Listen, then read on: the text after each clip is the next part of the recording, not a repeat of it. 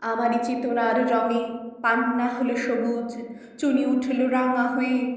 আমি চোখ মেললুম আকাশে, জ্বলে উঠল আলো পূবে পশ্চিমে। গোলাপের দিকে চেয়ে বললুম, সুন্দর, সুন্দর হলো সে। তুমি বলবে এ যে তত্ত্ব কথা, এ কবির বাণী নয়। আমি বলবো এ সত্য, তাই এ কাব্য।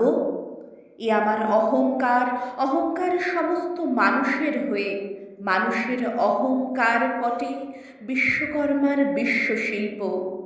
তত্ত্বজ্ঞানী জপ করছেন নিঃশ্বাসে প্রশ্বাসে।